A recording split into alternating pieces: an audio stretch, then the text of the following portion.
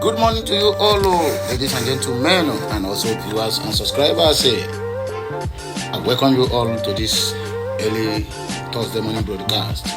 Happy New Day, happy Thursday, and also happy weekend because we are rounding up this week. The fear of Peter Obi or Peter Gregory Obi of Labour Party, or you can call him Peter Obi of Biafra, is the beginning of wisdom. Peter Obi shows the current government what they cannot do or what they can't even imagine in their next generation to do, how to do it. Now they copycat because everything that this government have been doing is just to copy. And that is why you see Nigerians found themselves where they are, this quagmire called administration. You copied people's mandate, you copied people's ideology. You also even copy their lifestyle, which is far more better than what you used to be. At the end of the day, it backfired. That is why Nigeria find themselves where they are today. Peter Obi was the first to even travel to Ivory Coast to go and see the Super Eagles, join them, wish them all the best, even at the stand. I mean, in the midst of the whole fans in the stadium watching the game against Cameroon, if I'm not mistaken. And they won the game. Now, knowing fully well that Peter Obi stands as a great opposition to the ruling party, semi-final match against South Africa. Now Shettima say na wow, say na lie, say Peter Obi can never outsmart them. Now the guy enter inside his private jet and jet off to Ivory Coast to watch Super Eagles match against Bafana of South Africa. Anyway, my wonderful people, the bottom line is that Peter Obi is really teaching them how to do government things and also how to relate with the people. And that is the reason why they keep on copying until they find themselves that they can never copy anymore. Because the more they copy, the more disastrous it becomes. Northern elders call out the Fulani control government of Nigeria for lack of concern for the suffering of the Nigerian masses. Anyway, my people, now here we will start our news. Like, share, comment, and make sure you subscribe to my channel for more and more interesting videos coming your way. Vice President Shettima just off to Ivory Coast to watch the Super Eagles play. The Vice President of the Nigeria, Kashim Shettima, on Wednesday departed the shores of the country to watch the Super Eagles semi-final match at the ongoing African Cup of Nations in Ivory Coast. Nobody saw his picture or video in anywhere because nobody love you or even love your principal. That is the simple truth. The Eagles are set to take on Bafana of South Africa by 6 p.m., which later happened yesterday, in a must-win encounter in order to progress to the final, which they have already progressed.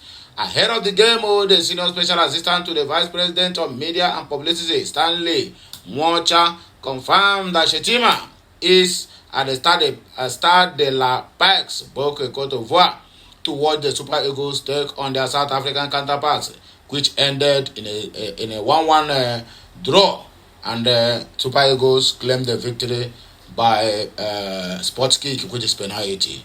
Mkwata said the Vice President Kashim Shettima left for Abidjan for the instance of Bola Ahmed Tinubu to support the Eagles and strengthen the deep-rooted connection between football and the national identity in Nigeria.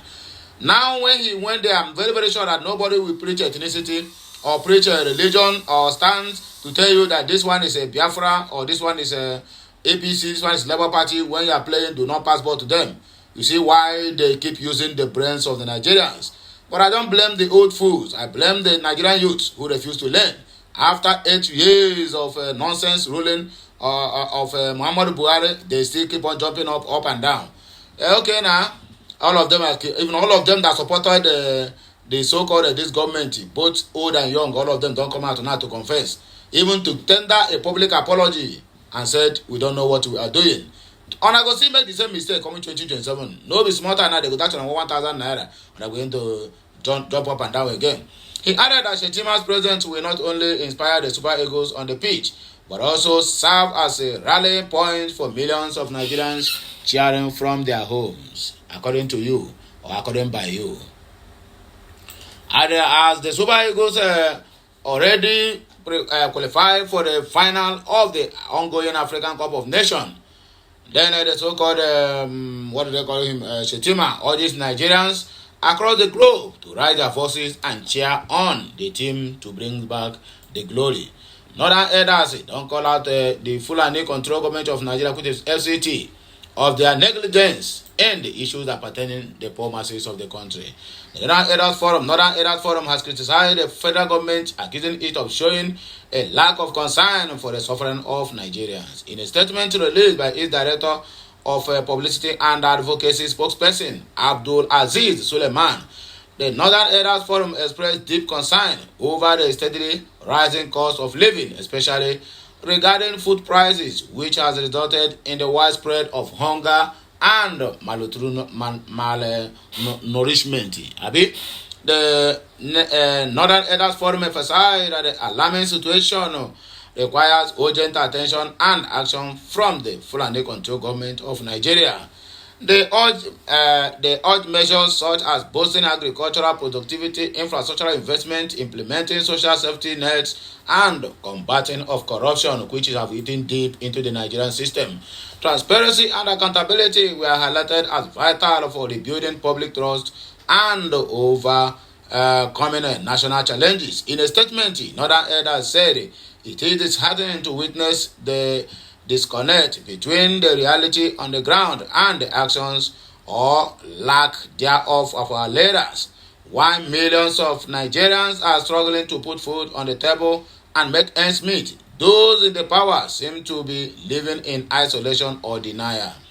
This indifference to the suffering of the people they are meant to serve is deeply troubling.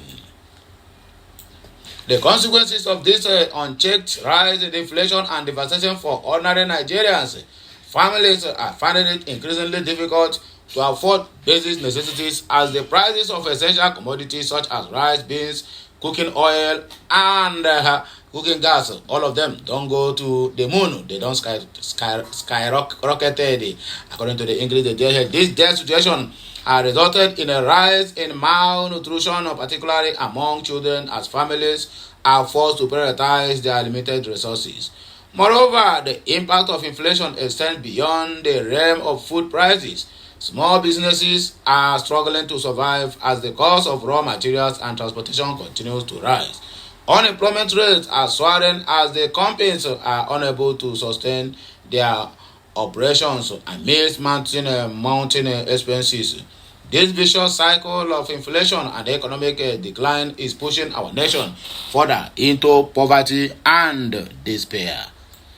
In light of these challenges, we demand urgent measures from the government to address this crisis before it plunges the nation into greater conflict and chaos. The welfare of its citizens must be prioritized and policies must be implemented to alleviate the burden of inflation. This includes increasing agricultural productivity, investment in infrastructure to reduce transportation costs, and implementing social safety nets to support the most vulnerable members of the society. Additionally, it is imperative that the government take decision or decisive steps to curb corruption and wasteful spending. The mismanagement of public funds only exacerbates the inflammatory pressure and erodes the trust of the people. Transparency and accountability must be upheld at all levels of government to restore confidence in our leadership. The unchecked rise in inflation in Nigeria is a pressing issue that demands immediate attention and action. The government must acknowledge the suffering of its citizens and implement effective policies to alleviate the burden of inflation. By prioritizing the welfare of its people, curbing corruption, and promoting transparency, Nigeria can overcome this crisis and pave the way for a brighter future. It is time for our leaders to rise to the occasion and address the challenges facing our nation in all times. Anyway, my wonderful people, when I don't hear them when I hear me, I go take back breaky. When I go hear my voice when I come back, like, share, comment you, and make sure you keep subscribing to this channel because more of these videos is coming your way. My name is still remain Amanda Neza reporting live from the platform of Okute Daily Talk. I'll be right back, my people. Kemesiano.